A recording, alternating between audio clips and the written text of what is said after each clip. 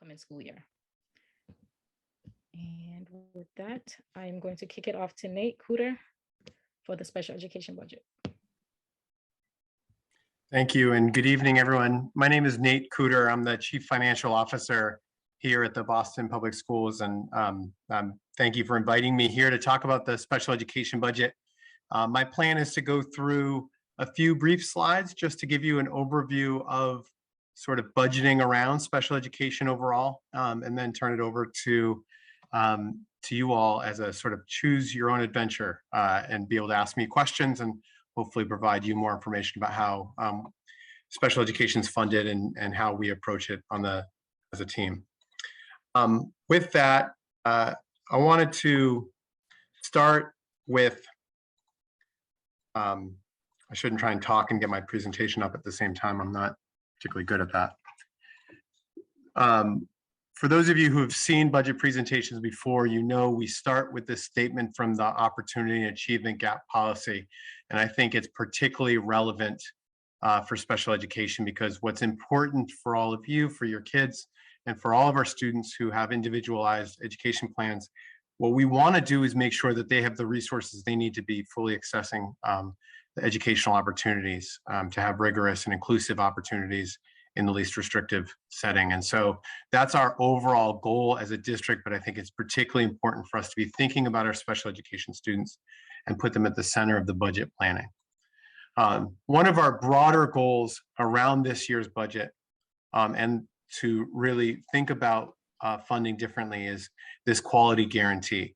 We have 4 key areas of our budget where we are trying to make sure students have consistent high quality access to opportunities across all of our schools, regardless of what school they're enrolled in. The 4 categories are, of course, academics and having high quality access to ethnically and culturally responsive curriculum, enrichment opportunities. We want to have more arts, more athletics opportunities, more music for all of our students. Facilities is something that has been a major concern across the district. So of course we need to be both investing in our capital budget, which is the budget we use to do building improvements, but also the facilities team that's responsible for executing on those projects. And then finally, family and student supports. We've done a lot of expansion around social workers in every school, family liaisons to really improve the homeschool connection. What we want to do is continue to invest in both the students and families. Boston uses what we call weighted student funding as the primary mechanism for allocating funding for all of our schools. The basics of this is a formulaic approach that takes the needs of the students, which we term as weights. And so we have different categories of need that we look at. And that's how we differentiate funding for students who have higher needs than students who have lower needs. We multiply it by the projected enrollment in those schools. So the total number of students. And that's how a school's budget is built. That's the basic allocation that every school receives. What we want to do is make sure it's very transparent. So you can go online and view the weighted student funding formula for every single school. And the way that we ensure equity, meaning that we provide more resources to our students of the higher needs, is through the weighting of different categories. And so on the next slide, what we show is these are the basic categories of funding that students will receive. The first is grade level weights. Based on what grade your student is enrolled in, they'll receive a certain amount of allocation. That number you can see applies to 49,251. That's the number of students we project as a district that we will be serving next year. The per pupil allocation is the average amount of money that we give to students in that grade level weight. And so the total allocation is equal to simply multiplying the 49,000 students by the weight amount equals the total allocation. And so this will exist at every single school. Now what you see is then we add money to schools based on the needs of their students. And the first category is students with disabilities. And this, of course, is there's more differentiating within special education for those students who are just receiving resource room supports, maybe push in or pull out services. They'll have a lower weight. And then some of our students with more complex needs and who have additional staffing requirements as part of their programs will receive even more. The average additional funding that students will receive in special education is that $10,000 number you see on this slide. It's important to note that special education students receive the grade level weight and they receive the special education weight. So the average allocation going to a student who is in a special education program is 16,000 or 17,300, the total of these first two rows. Then we continue to differentiate based on need and fund students based on their English learner status, whether or not they're at high risk academically, which is a measure for high school students, opportunity index, which is a measure of student and neighborhood need, economic disadvantage, including low income students, students experiencing homelessness, and then there's programmatic supports, which is an additional weight for vocational students and an additional weight going to inclusive programs. This was a weight that we gave a few years ago to add additional resources to schools who are serving kids in inclusive settings. Again, each of these categories is additive. So if there is a student who is in a special education program and they need English learner supports, they'll receive both of those funding allocations. So it's the total of these categories that's the basis for the funding. And so you may hear this referred to as weighted student funding or student-based budgeting. The idea is we want to make sure that a student, regardless of what school they're enrolled in, if they have the same needs, they receive the same amount of funding. But that across the district, students with higher needs receive more funding than students with lower needs. This is our progressive system for ensuring that there's equity-based funding throughout the district. Weighted student funding, of course, is only one portion of funding that schools receive. There's also what we call the Foundation for Quality positions, or also that quality guarantee. We've continued to allocate more positions outside of weighted student funding to make sure that every school has these positions, regardless of what their funding is doing for enrollment.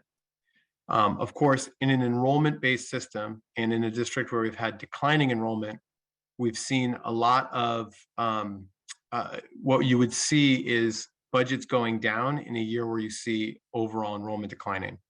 But we've increased our Foundation for Quality supplements, which is the largest category of supplemental funding that we're giving to schools. You'll notice that that's doubled this year from 27 million to 54 million. That's the investments we're making to stabilize schools or sort of at this phase in the pandemic, to make sure that there's not instability due to enrollment declines. I do apologize. I'm going a little bit quickly through this because I want to be able to spend most of our time answering your questions. But if I'm going too quickly, if there's any of this information you want me to revisit, I'm happy to go into more detail. There's also programmatic supports, which includes some additional allocations for our special education programs. For example, schools that have a program serving students with emotional impairment will also receive a clinical coordinator and a strand specialist allocation. Those supports are found in this category of funding. We also have Title I and IDEA, IDEA being the funding for special education students, some of which is allocated directly to schools with high special ed populations. And then turnaround and transformation supports are a category of funding given to schools that are in the lowest performance tier as part of our school improvement strategy. This slide is meant to summarize how we allocate funding directly to schools, but it's only one portion of our overall budget. And so this slide is it's a bit of an eye chart. There's a lot of information here. But I want to just provide the overall category of spending that you'll see in students with disabilities. The first, most of the spending that you see in our budget that's coded to special education is on school budgets for teaching staff and program staff supporting the individual programs at schools. There's also about $66 million that's going to both out-of-district tuition and transportation for Boston residents who are not served in Boston public schools. Those are for special education services for those students who may be in a different setting. Additionally, there's about 78 million in central budgets, primarily in the Office of Special Education, that is going towards supporting our programs at all schools, and wanted to provide a breakdown of that. I'll be sure to share these slides with the SpEdPAC committee to be able to get this out to all of you, and we'll also post it on our website. The last table I wanted to show is sort of a simplified version of our overall budget. And I often say that if you're going to look at one slide to familiarize yourself with the BPS budget, this really is it. It breaks the budget into 4 key categories, and that's the column on this left side of the screen. The first is direct school expenses. Those are when you download our budget and total up the amount of money in the schools as a department, meaning individual schools from the Kenny to the Hale. What you'll see is this funding, and it represents the money that's on school budgets and the benefits and salaries that are budgeted for that. The second category is school services budgeted centrally. And this is an important category for special education spending because it represents a lot of the services that are managed by the special education team, but you'll find working directly in schools with students. This includes occupational therapists and physical therapists and different special education resources that are sent and deployed centrally. So it is not the expectation of individual schools to pay for those services out of their budget or out of their weighted student funding. Those are resources that the central office manages and deploys. Then, of course, there's central administration, which includes the finance department, but it also includes the central administration responsible for managing and overseeing special education.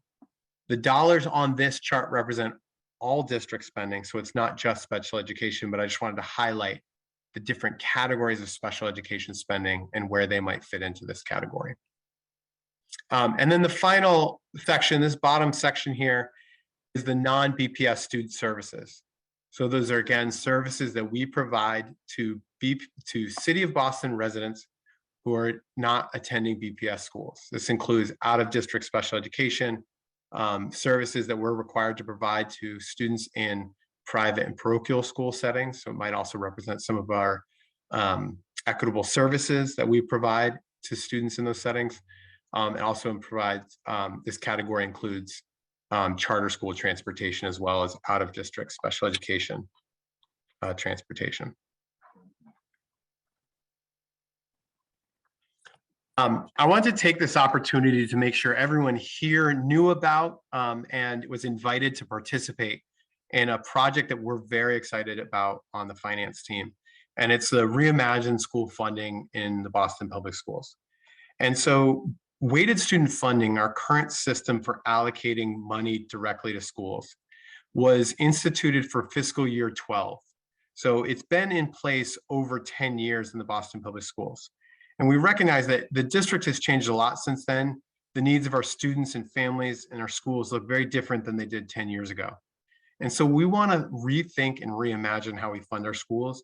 And we want to do it by listening to families and to students and to understand where our current system may not be working and where we need to really improve.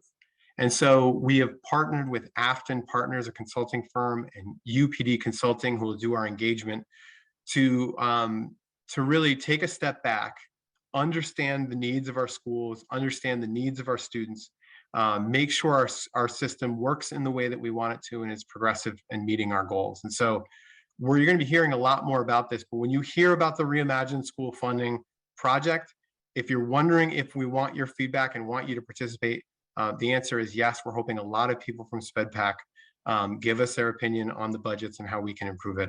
Like I said, I'm very excited about this project. Anyone who's interested in learning more should feel free to email us. Our email address is budget@bostonpublicschools.org. And we're also going to be setting up a specific email address for this project, so you can be on the lookout for that. And the last thing I will say just in closing is that there's a lot of information available online, including you can download our budget. I wanted to note a tool that we developed to increase transparency and allow you to really dive into our budget and understand what services we provide is what we refer to as the Explore Budget tool. It's the second link here, www.bostonpublicschools.org/explore budget. By going onto there, you're able to click onto central office budgets and really explore how the budget's allocated, how many students we serve in different programs. So you might be able to click on athletics and see how many students are participating in athletics and what the cost per pupil of athletics is. And so, that's an exciting opportunity for those of you who really like to dive into the data to be able to use that tool, and wanted to make sure you all knew about it. I can't tell if I went really fast or went into too much detail. So I'm going to pause there and turn it back over. I'm not sure if I'm turning it over to Sandy or to Charlie, but happy to answer any questions that you have or return to any of those slides and explain it better than I did the first time if I went too quickly. If anyone on Zoom has a question, you can raise your hand and we can unmute you, or you can throw the question into the chat. There's a question in the chat now. What is the program called, and that the consultant firm and the new process? Yeah, the project that we're launching is called the Reimagine School Funding Project. And we're partnering with Afton Consulting, and is the technical group that's going to help us do the research and analysis on it. We'll be collecting feedback and doing it. You can expect an announcement coming out soon about the process for that.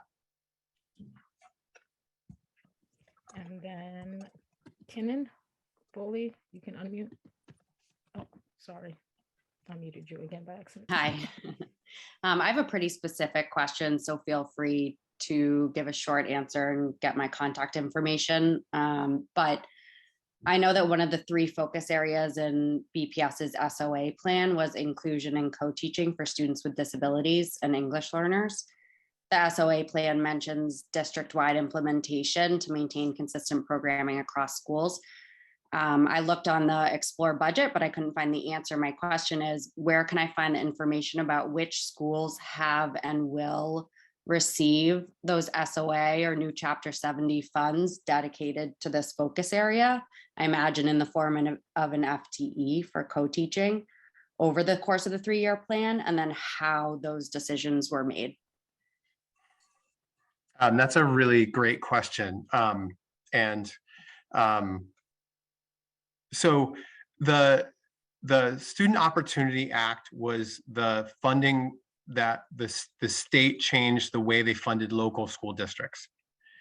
The interesting thing about the way that Boston works as a dependent school district is Chapter 70 funding goes directly to the city and then becomes part of our overall allocation. Over the last 10 years, at least as long as I've been associated with the finance team, the state's proportion of funding that goes, that the amount of our budget that is made up of state funding has declined from something like 12% when I first started to less than 5% of our overall district budget before the Student Opportunity Act was passed. We estimated, or the city estimated, that when that act passed, that it would basically stop the decline of state revenue to the tune of about $100 million. And so part of the 3-year $100 million commitment that we received was the increase of SOA.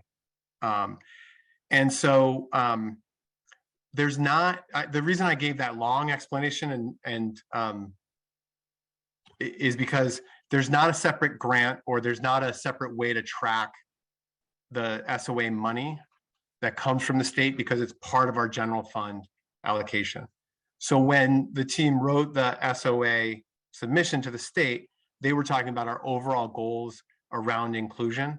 And so I'll need to follow up with Drew and Eccleston, the chief academic officer, the deputy superintendent of academics, to be able to identify exactly what schools are involved in that portion of the work. But I just want to explain that it's not, we can't pull a report on how SOA funding is spent because it's part of our overall general fund budget. I feel like that was both long and potentially not as specific as you were looking for, but And then I'm gonna just unmute you so you, because I'm assuming. Yeah, no, thank you. I work for a public school district, so I understand, but I do know that with the SOA 3-year plan, there had to be a budget submitted about number of FTEs. I know now it's all been rolled into Chapter 70. I'm just curious about, it was a focus area, like where is the evidence of that? Where were the co-teachers allocated? How are we ensuring that it's consistent programmatically across schools? yeah, I don't have that information, so I'll need to follow up with you on that and can work with the team to pull that information. Thank you. Yeah, definitely. Kim? My question had to do with one of the slides that was presented, specifically the one that had numbers about economically disadvantaged students and students overall. If, I don't know if my recall is correct, is the overall number around 49,251? And that's district-wide? Yeah, that's a really good recall. That's the total projected number of students for next year's budget. That's the number that we were basing our budget on, the 49,200 number. So when I looked, the economic disadvantage number is higher than that. So it looked to me, if my number was right, it's 49,702. And I'm just curious if that was, if I'm not reading that correctly. I just want to know, if you see me looking up here, it's because I have multiple screens going, so I'm pulling the slide back up. Yeah, I'm gonna just pull this screen up. That was a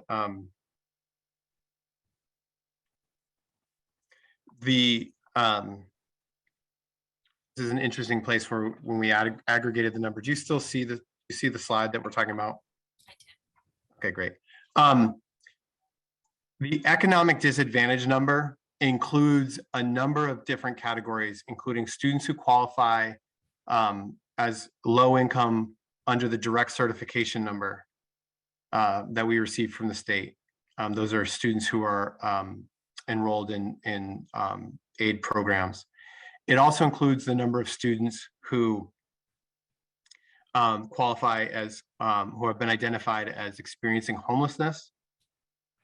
And then there's also a category that includes concentration of needs. And so a student can actually count twice in that category if they are low-income student that's in a school with a high concentration of low-income students. And then if they're also experiencing homelessness, which, you know, by definition, if you're homeless, you're also counted in the low-income students. And so that 49,700 number is actually not, it's double counting some of our students who meet multiple categories within that economic disadvantage. And that's, that was a good catch. It's a little bit confusing in the way we present that information here. Thank you for the explanation. Sorry for the interruption, Charlie. We had Pascal join for Haitian Creole, and Anna will be supporting Cantonese. Yes.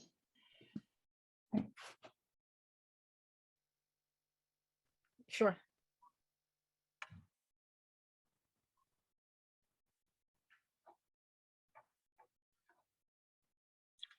Should I call on the next person, or should I go to the, we can go to Jonathan and then maybe the questions in the chat next? I see a few in there. Yeah, I'm gonna, Jonathan, if you don't mind, I'm gonna just do the question in the chat. Either do you want to read it yourself or you want me to read it out for you? I can do. So the, I don't know if you see the question too. While there is a $175,000 for a space study, we already know that the McKinley School has a crumbling infrastructure and was prepared for demolition in 2017 to build a school for Quincy Upper. Quincy Upper is getting a new school, but not McKinley, which has no cafeteria, no library, no gym, no science lab. The McKinley schools are comprised of all students with disabilities. What is going to be done now to provide a respectful learning environment for McKinley students? Yeah, and I appreciate Ms. Bazil. I know this is focusing on the McKinley students has been something that you have been repeatedly advocating for, and so I appreciate your consistent focus on that. The McKinley is part of our capital budget for the next year, and the first thing that we need to do is a needs assessment and a programmatic study of the school. This is where we sit down with the school community to understand their vision for the school, and we do this as the sort of first step in every major project. Ms. Bazil and I have talked before about several years ago, there was a proposal to move the McKinley out of their building so that the Quincy Upper, which is a high school in Chinatown, could be built on their site. I was not associated with the project at this time, but my understanding was that proposal was made without a design in place for the McKinley, that any design work would have happened at that point. And so I think she's rightfully pointing out, and I don't mean to shortcut too much of the conversation that we've had, Edith, but that was an example of the McKinley students sort of being deprioritized and moved so that we could move forward with the school for the students at the Quincy Upper. And it's not an example of how the district should operate in terms of putting both racial and special education equity at the forefront of our planning. The latest capital plan is investing in those students, which is long overdue. And this is the first and important step to making sure that those students have a new building that's respectful for them. The last thing I'll just add, and I think that you're pointing out, is there's work that needs to be done now to improve the condition of the building, and the students can't wait for a new school building. And I know that the facilities team is working on that, and I can go back to them and find out what specific projects are happening in McKinley over the next few years while we do that sort of longer term planning. The second part of her question was why hasn't the racial equity planning tool been used for the McKinley students?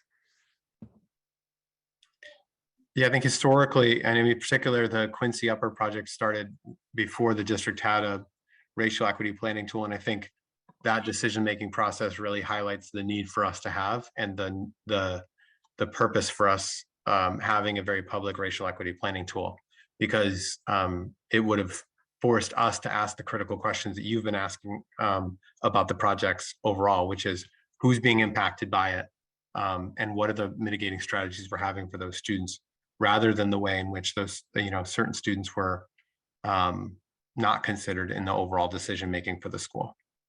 And so I do think that the next phase of our work and the next sort of set of building projects and prioritizing the McKinley schools now is the necessary step to having a more equitable strategy for buildings. Thank you. Jonathan? Yeah, I've been to the McKinley School. It was proposed for my son 4 years ago. And, I went and walked in with my husband, and we were horrified. There's no love there in that space. The seclusion rooms, the staff. I mean, I can't believe we're spending $100,000 a year to send kids to that school. And, my son's dyslexic. Well, we didn't know that at the time. Thanks, BPS. I had to do an independent evaluation to determine that. So what a waste. What a waste to fail to identify kids with their actual disability. I mean, of course, he's frustrated and angry. He can't read in fourth grade, right? And no one's evaluating these kids going into McKinley. Not before, not after, right? They're not getting what they need. And that's so sad. And it is a school to prison pipeline. And we are going to be spending whatever it is annually to keep these kids in prison later because we didn't teach them to read when they were in first grade, right? And I know it's a silo problem, like everybody has their little budget. And I think, you know, obviously Boston has its budget and the city has its budget and the state has its budget and you've got corrections and judicial but we've got to look at this more holistically, and we need people who can advocate for reality, social reality, and say, this is the social cost, X, you know, X dollars. We spend $1 million on the kid over their time, keeping them in McKinley. They fail. Large percentage of them end up in prison, on welfare, whatever. And then we're spending millions and millions of dollars over their life cycle. Billions of dollars adds up a lot, you know. And why can't we just get some Morton Gillingham for these kids that can't read because they have dyslexia when they're in first grade? Why are we waiting and waiting and waiting? And then it takes twice as much money and twice as much time because they don't have the same neurological elasticity to learn when they're older. It's harder and harder if you can't learn to read in first grade. It's twice as hard later, 3 times as hard later. It takes all those resources. And now my son, he's been in 3 private schools and we're really struggling. He's frustrated now. And my daughter, you know, they want to put her into these separate programs, but they're not really real language-based programs. These programs are smoke and mirrors. They're like, oh, she'll get all this attention there. She, you know, well, the ratio is like 1 to 6 versus 1 to 8 where she's at now. No, I think they're just managing her out into a seclusion space because of the budget silos, right? And the MCAS issues. They want their MCAS numbers up. They want their budgets to be used on kids who don't need as many services, right? So that they can go farther. And as far as equity, I mean, I can afford a lawyer, a psychologist, and an advocate, right? And so my kids are going to get what they need eventually. And it's taken me 4 years to figure it out. But I can get this for my kids, and it's not going to come from that budget, right? It's going to come from a different budget, the out-of-district budget. So this equity budgeting, I mean, allocating X dollars per student, I mean, it looks illegal to me because it's not basing funding on actual needs of the student and their IEP, based on their evaluations and their effective progress over time. Meanwhile, you've got these random formulas to service children based, and it's like, okay, here you go, kid, you get $10,000. So do you want OT or do you want to learn how to read? Right? That's what I'm hearing here. And I wanted to know if you could identify some of the problems that you've already seen with this system so we don't have to go over those and train you on that.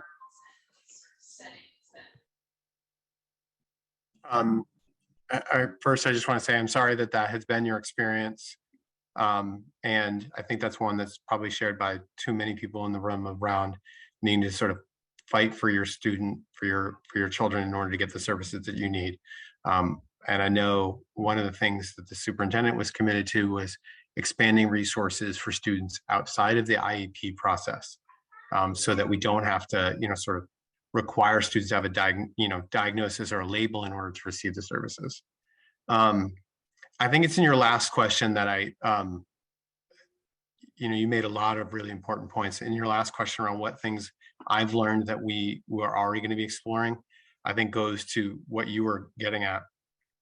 What we found several years ago is the range of needs within students in specific programs was as big or bigger than the range of needs that existed for students outside of this sort of programs. And so what I mean by that is we used to in Boston really refer to students who are had the 0.1 designation, which was resource from, 0.2 designation, which was higher needs resource from, they called them point 3 if it was inclusion and point 4 if it was substantially separate.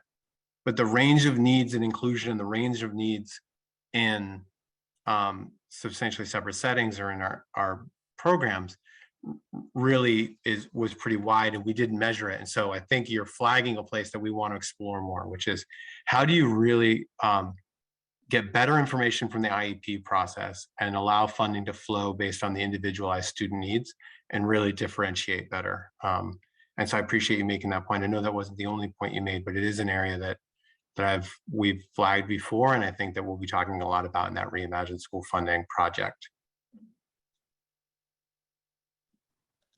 I have a couple questions in the chat, and then I'll go to Tanisa and then Edith. So the next question in the chat is, as we know, there's shortages of educators, especially in special education. What can we do to increase the direct educators in schools to provide the crucial services our children need? For example, when my daughter needed rule-based reading services, it took a considerable amount of time to get those services, as Jonathan was just saying, because there were not enough teachers. Teachers who were certified for rules-based reading had to teach other subjects, so there were not enough teachers for reading.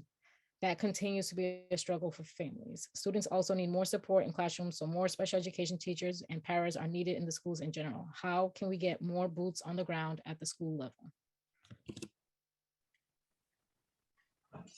Yeah, I can talk a little bit about our general approach to recruitment as a district, because you are flagging an area that has been a challenge for us, has been the number of vacancies and the amount of turnover we've seen.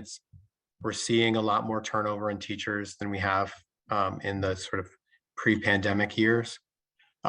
In general, one of the things that we do is make sure that our jobs are posted early in the process. So all teaching positions, including special education teaching positions, were posted in March so that we can begin recruiting and make sure that all of our schools have sort of the first crack at hiring throughout the state.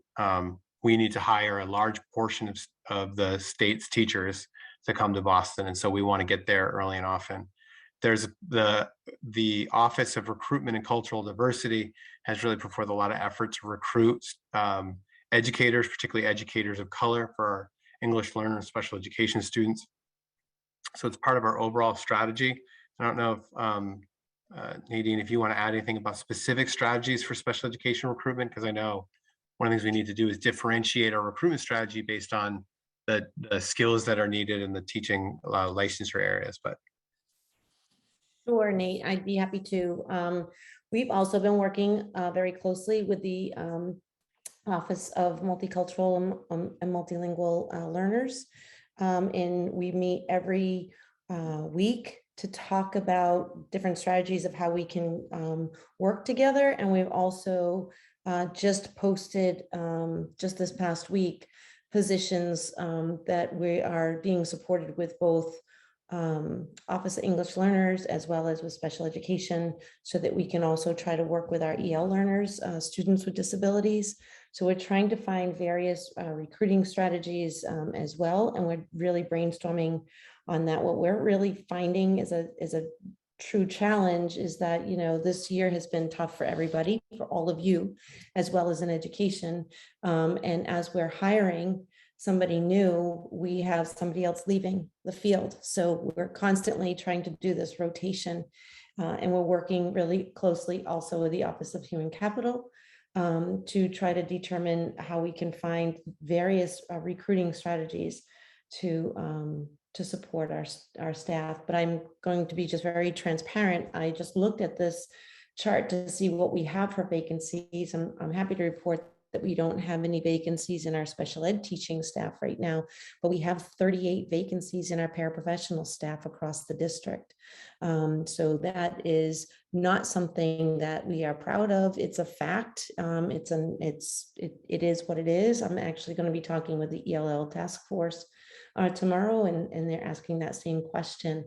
But what I am happy to report is the 22 school psychologists that the new school psychologists for FY23, 10 out of 22 actually have are bilingual school psychologists. So I'm very excited to to say that we are, that's almost 50% of our new hires are bilingual. And so I feel like we're trying in the right direction to try to make sure that we're working towards our students' abilities, but it is a challenge. I also have just recently been meeting with the Urban Collaborative, which is a collaborative not only in Massachusetts that we work together in other urban districts, but we're also trying to work together with other urban districts to find out what is their recruiting strategies, how can we better and improve our strategies as well. So we are making the efforts and we are trying to see what we can do in that factor. Thank you. The next question from the chat is, you mentioned you have allocated funds for athletics. Do you have funds allocated for children with special needs to participate in after-school activities and athletics? Yeah, I appreciate that question. This has actually been a topic. A number of city councilors have been big advocates in this area too. I just feel the need to mention that we don't get to talk about athletics. Whenever we talk about athletics at the city council, Councilor Flynn makes sure specifically to ask about how we are both expanding opportunities for students, but in particular, making our athletics programs more accessible for students in special education programs. And so just wanted to note that because I think it's a really important topic. We in the athletics budget have funding for special education, Special Olympics as part of the program, but I know it was part of the topic was making our overall athletics programs more accessible. In terms of before and after school programs, a lot of the after school programs in the district are run by specific schools and is a blend of either school run programs or partner programs at the school site. And we have inconsistent quality across the district and we have inconsistent access to those programs. So as part of our ESSER funding this year, we'll be hiring a director of before and after school who's going to be getting a lay of the sort of landscape of programs. And one of their specific goals is going to be to make sure that those programs are more inclusive and that they meet the individualized needs of students who are in that school, so they're open to all. But this is a really important thing, and I think is something that we need to do a better job of. And Nadine, I see your hand go up, so I should defer to you on this one too. Yes, I thank you, Nate. I just also want to just feed off of what Nate was saying, and for those of you that have not experienced what I'm about to say, I do want you to reach out to your AD on this. But if there is an after-school program or before-school program that is a school-sponsored program, and if your child throughout the day requires one-to-one support throughout the day, then they should have access to that same before and after school program that's school sponsored with a one-to-one support. So if you're not experiencing that, again, I ask you to please reach out to either your COST or your AD. And if you feel like you're still not getting the right answer, please contact the central office, because that is your child's right to be able to attend to the before and after school programs with support if they require it during the school day. Thank you. Tanisa? Hi, thank you, Sandy. Thank you for that, Nadine. Excuse the background noise, the kids running around. I just had a question for you, Nathan. Has the McKinley Tech always been a school? This is new to me, for special, with students with special needs, because I thought it was one of those schools like, forgive me for lack of words, like the Barron Center. I remember growing up in middle school, they had the Barron Center that kids went to when they had like disciplinary problems. So that was surprising to me and saddening to hear as a parent of a child with special needs. And then secondly, with the school, like the demolition and the rebuilding of the McKinley Tech, is it still called McKinley Tech or just McKinley? It's just called the McKinley. I mean, there's the McKinley South End Academy. There's actually 3 or 4 different programs that are all part of McKinley, but go ahead, sorry. Okay, sorry, thank you. And then I just want to know what slowed down the process, that because I drive by the one in South End and it does look terrible from the outside. So I don't know if everyone's referring to that one, how it looks excruciating on the inside. What was the holdup and why it's taken so long to rebuild or do the demolition for that? particular school, if that's the building everybody's referring to. Yeah, I'm not sure the full history of the McKinley in terms of how long it has been a school, a certified day school for students with special education. It certainly has been that way for as long as I've been in the district, which is now since 2009, but probably predates that. The proposal that, that we were talking about earlier with the Quincy Upper, I forget exactly what year that was, but that project was mostly around a committed project for the Quincy that started almost a decade ago, maybe more, and was not about the McKinley students. I think that's why many people have rightly raised concerns about what happened. And so at the point at which it was decided not to put the Quincy Upper there, there was no follow-up project for the McKinley that was launched. And so, there's not a good reason for it. And so we are, as it's included as part of this project, as an effort to make sure the students have a high quality learning experience for some of our most marginalized students.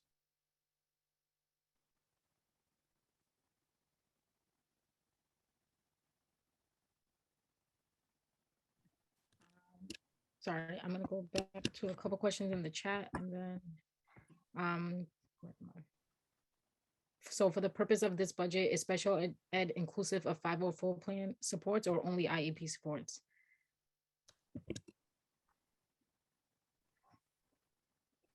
Nate, do you want me to answer that? Yes, please. Okay, so 504s are a general education accommodation. So when you're looking at the special education budget, it's for students that are on IEPs. 504 is a general education, and so therefore their accommodations and their services are in the general education budget. Thank you. There was another question in the chat, but I think we answered it. Is autism part of this budget? But every disability is part of that budget. I'm going to ask Edith to unmute, and then we'll take iPhone moms after that. So Nate, I know that we've had this conversation for the past 3 years at least about the McKinley, and I just want to clarify a couple of points that in 2017, there was a quiet plan to demolish the McKinley school. It was not publicized. And when staff at the McKinley found out, they protested along with students and families, and that's why that plan was squashed. And so we know that the McKinley is a crumbling infrastructure. Quincy Upper is now getting a school on 1 acre of land with outdoor classrooms and just incredible structures. And McKinley, in the meantime, gets nothing. Let's be clear, McKinley schools are made up of primarily Black males. Black males are overrepresented in special ed, especially sub-separate settings. They get nothing. It costs the district $102,000 per student compared to about $20,000 for typical students to be educated at the McKinley schools, but yet they have no library, no gym, no cafeteria, no science lab. They cannot get a quality guaranteed. They cannot meet the common standards. They cannot do the science experiments. They can't be involved in athletics and things of that nature. The district has known this forever, and has done nothing about it. Why? Because they're Black students. Now, here's the problem. There is a 67.5% chronic absenteeism rate at the McKinley schools. So that means students are not going to go to a crumbling infrastructure with no facilities when they're greeted with metal detectors, school police, and random administrative searches. Would you want your child going to that type of structure? Students are not showing up. Since 2020, there has been a reduction of 100 students who have completely disappeared. Like, where are they? There were 319 students in 2020. Now there are about 218. That's 100 students, a third of the students gone. And the district has said absolutely nothing. So it's just not acceptable to have this crisis of students who have high needs, who are day students, who require a separate school, but yet they have a crumbling facility with no opportunity to have a respectful learning environment. And so to Jonathan's point, it is the district that is culpable for the chronic absenteeism and also students just disappearing. And so there needs to be an immediate solution to that.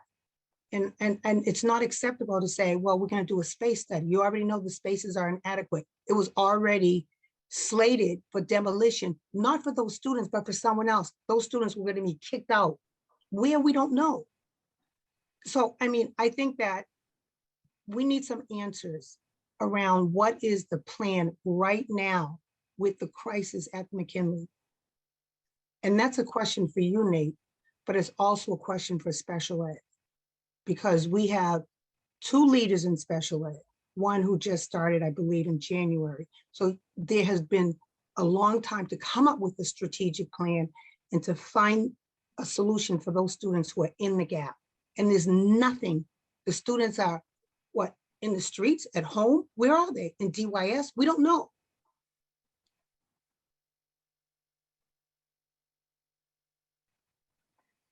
And I'm hoping that since both of you are here, that we can get some real answers. I think potentially well, I was gonna say the easy question. I don't think either of them are easy questions. I think you're asking the right questions. From a facilities perspective, the plan is to build the McKinley's new schools. And so there are multiple sites for the McKinley. Right now, there are 3 current locations. And so the plan is to build them a new building. And so the first step in that is the needs assessment.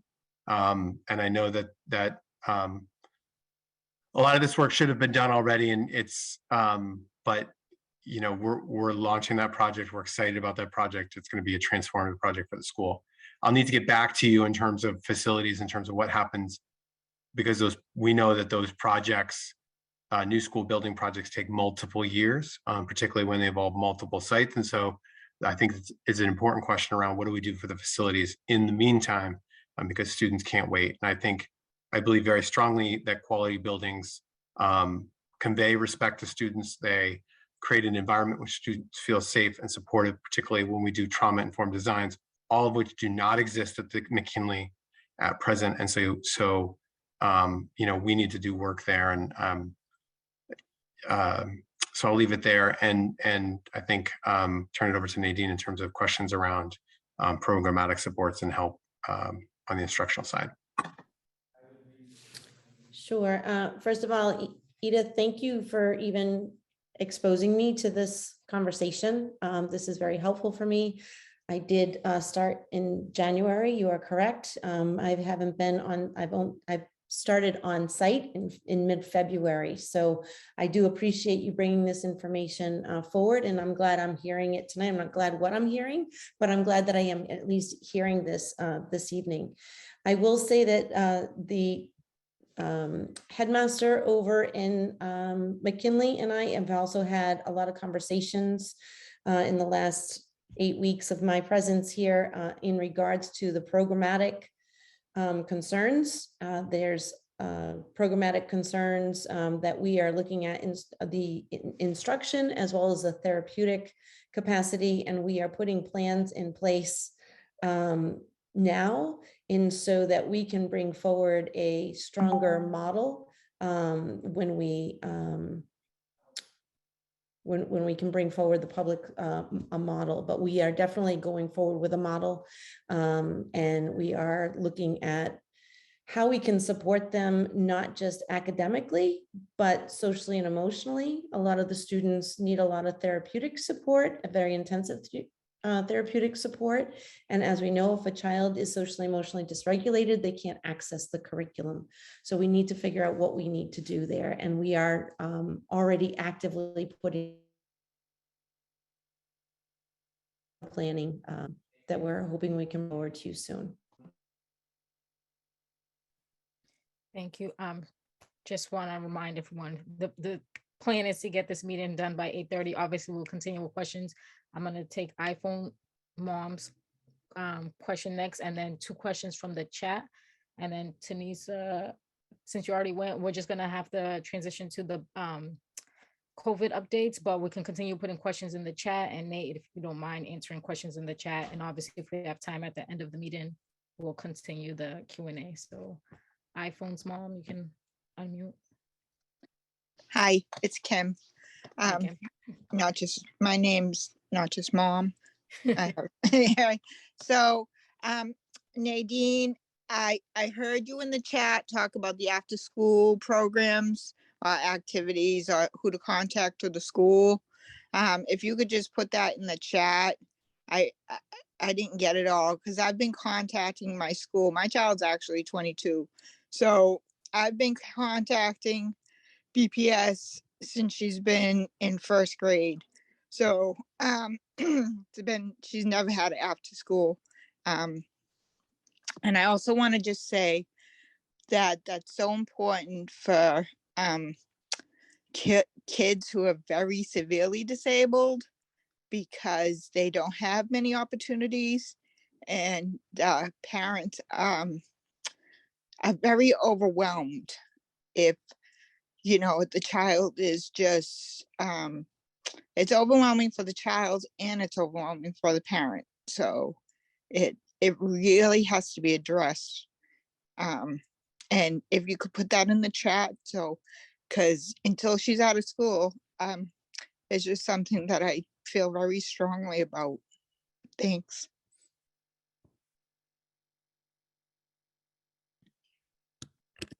Kim. Sorry, let me go back to the check. So going back to the question about athletics, when you were talking about that, someone in the chat asked, what about work programs? If there was any allocation for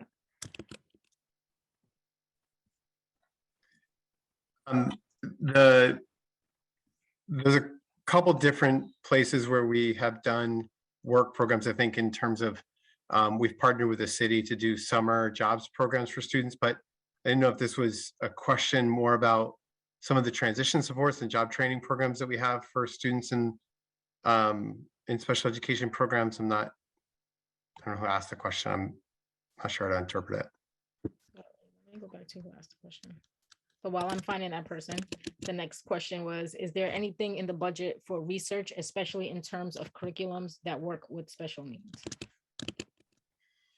Yeah, as part of the ESSER dollars, one of the things that we want to do is select specific programs for more rigorous evaluation in terms of our research. And so we're in the process now of identifying some of our ESSER investments that will be part of that work. But I do think, the academics team, in terms of their curriculum selection, there's a pretty rigorous process for evaluating curriculum overall. And I know as part of the overall equitable literacy push, the goal is that we have consistent high quality standards for access to equity or access to literacy materials in all grades and programs, and making sure students have access to grade level content as part of that as well. And so that's part of the consistent high expectations in all programs that goes across special education, general education, English learner programs.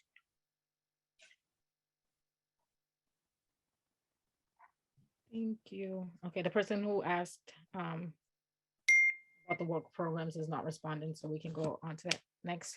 It is 8:07. We will transition over to the COVID updates. Nate, if any questions come in the chat, please answer. And then if we have time, we can just open up to Q&A for either topic. Omar? Thank you, Sandy. My name is Omar Boukili. I'm a senior advisor at the Boston Public Schools, specifically focusing on COVID-19. I'd like, before I start, to apologize for Deputy Superintendent DePina, who had to join another meeting around 8 o'clock, I think. And so I'm here in his stead until he comes back, if he's able to. But I wanted to start by making sure that I drew a quick context about where we are today, both in the school district and citywide, and what type of protocols are still, safety protocols are still in place, and what activities are have been able to go forward. As of a few minutes ago, we posted the new data update on our dashboard, and we're slightly over 400 cases district-wide, reported cases district-wide in the last 7 days, which is a market increase from last week and the week prior. And so we can definitely see an increase that is mirroring the trends citywide, but definitely not at the same velocity and not at the same positivity rate. And I want to really make sure I flag the fact that these are reported cases, and sometimes we have to triangulate with our colleagues in health services, our nursing staff, and Boston Public Health Commission's teams to figure out through absences and other information that may be gleaning from folks on the ground, what certain situations may be in one school or another, a grade, a classroom. So it's very painstaking work that gets done every day with the assistance of our Public Health Commission. So far, our mask requirement has remained in place, and I think we're, if not the last district, one of the last few districts in the state of Massachusetts with that requirement in place. Indoor, specifically outdoor, masking is not a requirement. It is definitely optional up to the child and the guardian. And so far, based on the Boston Public Health Commission and based on the data that we're monitoring very closely, there are no plans to remove that requirement. I think the city data has been trending very clearly upward, both from a number of new cases per day. Our positivity rate citywide has just crossed the 9% threshold, and our hospitalization numbers are starting to go up. So from a context standpoint here, and based on the strategy that we've followed, at least from the beginning of the school year, but I can attest to it personally since November, we are not in a position to recommend the lifting of that very specific mitigation measure. We just deem it to be a pillar of our health and safety plan. And I wanted to, for the sake of time, and I'll defer to Sandy, but wanted to make sure we had enough time for any questions that folks may have, either policy-wise, data-wise, or communication-wise.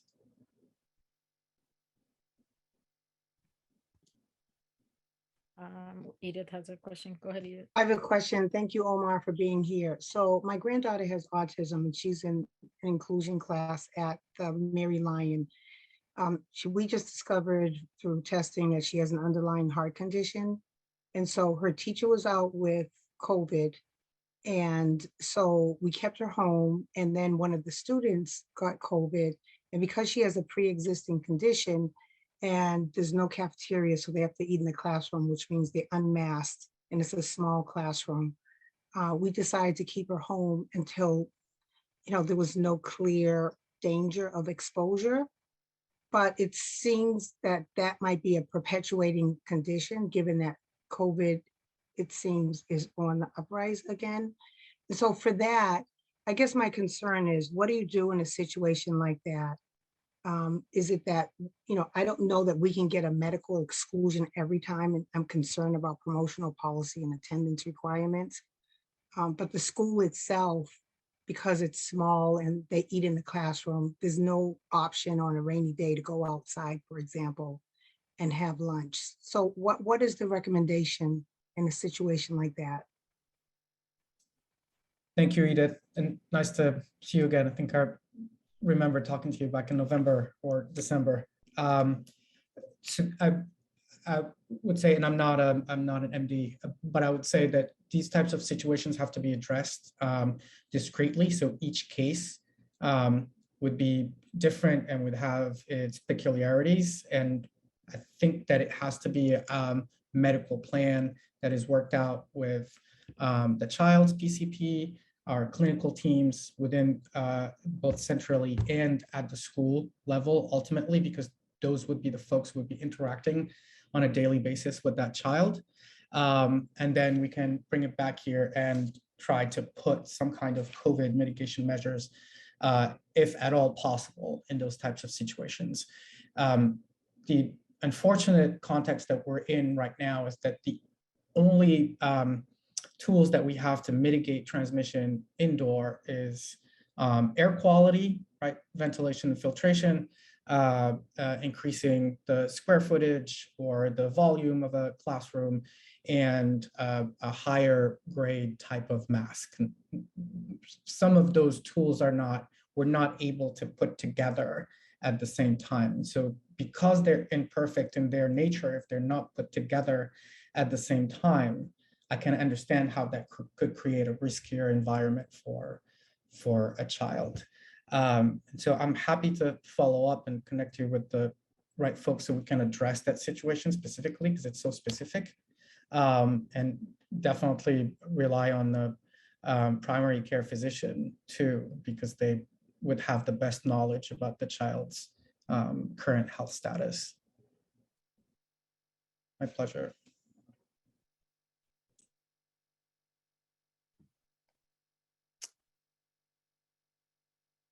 Any other questions in the chat? I have a question for you, Omar. Maybe I misinterpreted this, but back in March, they sent out information that they were going to stop the in-school testing, and that's why they started sending the kids home. I'm currently working in a school, and I see that they're still doing in-school testing. Is that going to remain for the remainder of the school year? Yes, and sorry for the confusion. There are 3 types of testing that we run with our partners at Cambridge Innovation Center Health. That's a mouthful. A symptomatic type of rapid test when a child presents symptoms. And so we want to eliminate COVID as an option. Pool testing, which is group testing, and it's PCR based, which is the most precise molecular or type of test that you could have because it's molecular. So it would pick up on minute traces of the virus. And what we discontinued was the test and stay follow up to those types of pool testing. So it would be either classroom based or activity based, and depending on an individual being deemed to be a close contact in a certain indoor environment. And so that's what we discontinued, and we replaced with rapid antigen tests that can be taken at home on a weekly basis. And so we also have the ability to provide extra tests depending on the situation, right? Increase in number in certain schools, or last minute tests that ended up positive and we're breaking for the weekend. We'd like the kids to have extra tests on hand for themselves and the household. So what we discontinued, but we replaced it with a more efficient way of testing, because we realized that pool testing allows us to target those antigen tests better instead of testing everybody in a classroom or in a grade. Does that clarify that piece? Yes, it does. Thank you. Yeah.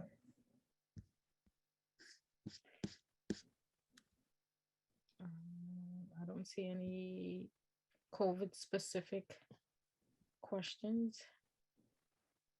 Oh, yes, sorry. There's a question about tents in the chat. Thank you, Roxy. Are there plans to reinstate the tents for outdoor eating at schools more safely? That would be helpful.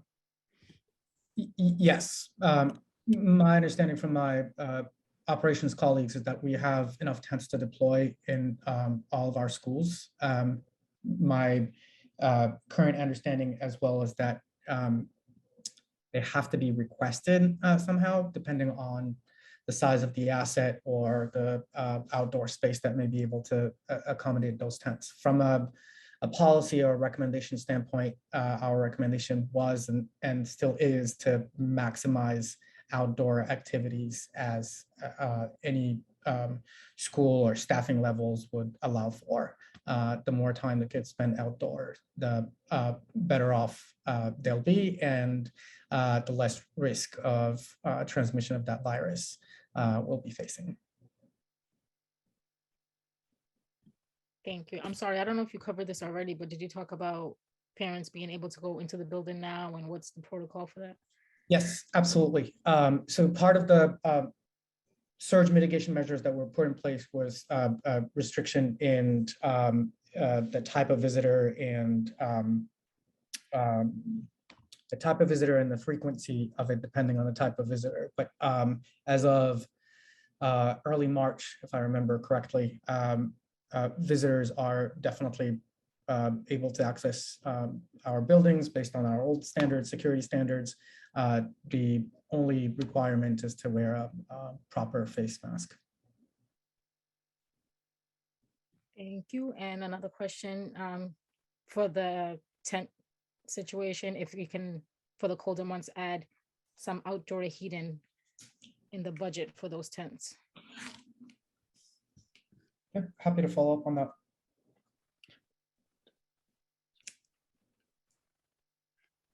Nate, we have another question for you. Can you let us know how SPED professional development resources for faculty are reflected in the budget?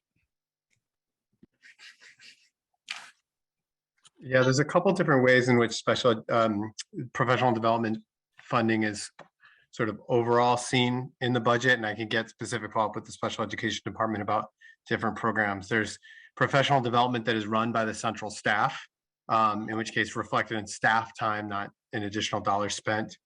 We also often have for special education teachers who are or teachers that are attending a professional development during the school day, there will be substitute costs to cover the costs, or there will be stipends that would be offered to teachers who are attending those. And so you'll see them as stipended costs to teachers to attend professional development. And then of course, there will be materials or contracts that are in place to purchase either trainers who will come in and run different programs or the materials and for different trainings. But to answer that question more specifically about how much is spent, I'd need to follow up with the team and work with the department to pull that level of detail. Jonathan? Yeah, so the kids are supposed to get compensatory services. Why are we throwing money away on this? It's not working. Like, the compensatory services are, I mean, they're nothing. It's garbage. I put this in the chat and I was asking, like, is there a request form or something so I can go outside of BPS and get real services that my kid actually needs? Because the IEP team is not engaging me with this, and special ed is not engaging me with this. I'm like, I don't want to send my kid to ESY again because it's a waste of her time and she doesn't need babysitting, and there's no accountability there, right? I don't know if they're getting any services in her IEP at this, wherever the hell they're going to send her this year, random place, right? The transportation department told me that it's Lee Academy, but nobody else told me that. It's this awkward call. Are you going to send her? Because we want to make sure there's a bus. And I'm like, wait, but shouldn't we talk about this? Shouldn't I be involved in the process? Well, is there a form? Is there anything that can ensure that my kid gets actual compensatory services and not fake services that you're paying real money for?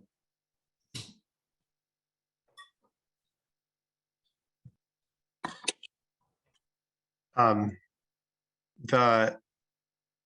think there's each of the my understanding of compensatory services and the way we've budgeted for it is to have the resources available as the team start to do the individual meetings that are required to develop that.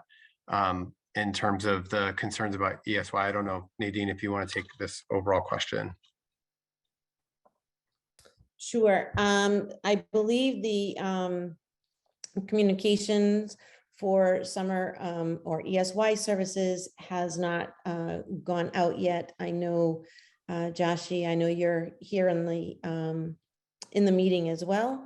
And not to put you on the spot, Joshi, but I know that you've been working with the team for the ESY programming. But I think, you know, we have created a lot of different options. Initially, compensatory services were only virtual. We have expanded and have increased to face-to-face on Saturdays. And we also are looking at expanding our compensatory services over the summer. So we're giving options for families that need to have ESY services, and then some that want to come just for compensatory services. And then there's some for both. So we are working closely with Catapult, but also with our own staff for the summer as well. So we're still finalizing everything, and I know that that should be going out soon. And I don't know, Joshi, if there's anything else that you feel I should have said that didn't say, please feel free to jump in. So I will say that the options are live on our website. I will provide a link in the chat. And I will also provide a link for questions. Just because you were assigned a site doesn't mean that that's a site that you have to go. We will accommodate. So you want to make sure that we work with you, and any questions that you have, we are able to support you and answer those for you. Thanks, Joshi. Another question in the chat, is accessible transportation included in the budget? We have had our bus with no driver twice in the last 3 weeks.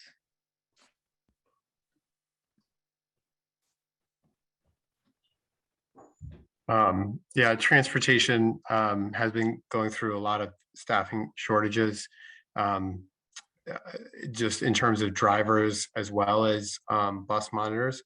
I know this is a particular concern for special education students, one that the team is working very hard on in terms of recruiting and training people. We're also looking at ways to recruit a more consistent workforce in terms of bus monitors. And I apologize that this has been so disruptive for your students as we get back into school. And I guess we're not back into school anymore, but really for the day-to-day, I know how disruptive that can be, particularly for students with special education needs. And I apologize that it's been that way.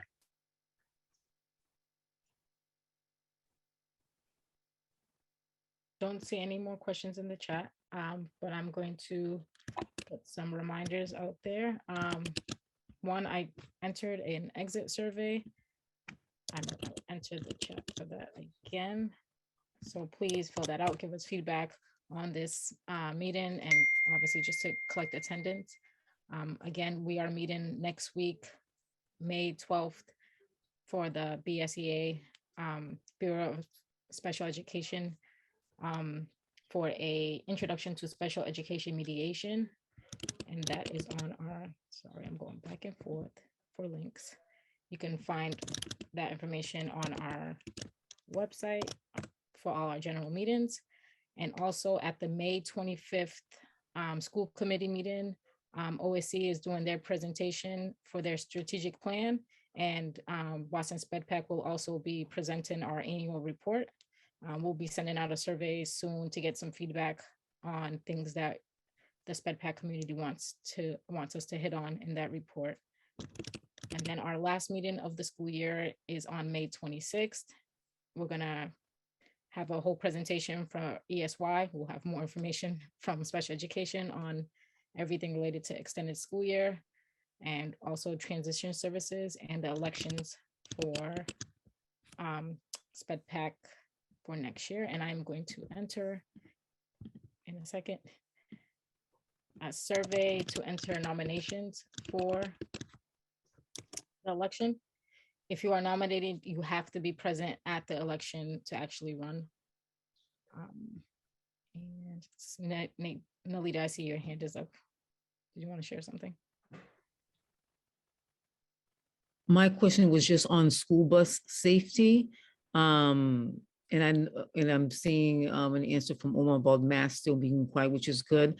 But other measures in terms of safety, because sadly, the bus drivers were some of the first casualties of COVID in the district. And several of the drivers, a few of them passed away in the beginning of the pandemic. So I just want to make sure, there's additional money in the budget to keep everybody safe on the buses, sanitizing, cleaning. I know we're having windows open, but what else can we do? Because they even have purifiers for transportation. So are there any other additional measures such as air purification on the buses to keep both the drivers, monitors, and the students safer on the buses? That's a great question, and I know it's confusing because of the last changes in the federal mandates in transportation hubs and and vehicles. Masks are still required in buses. Windows are required to be open. We try to move air, so to have air exchanges more so than focusing on purifiers. It's exchanging that air and get cleaner air in that allows us to be in a safer context. And we have recommended specifically for bus drivers, higher grade masks, everything from KN95s to N95s that can be provided. And so we have enough supply to be able to outfit any of our staff who would like to have access to that type of PPE.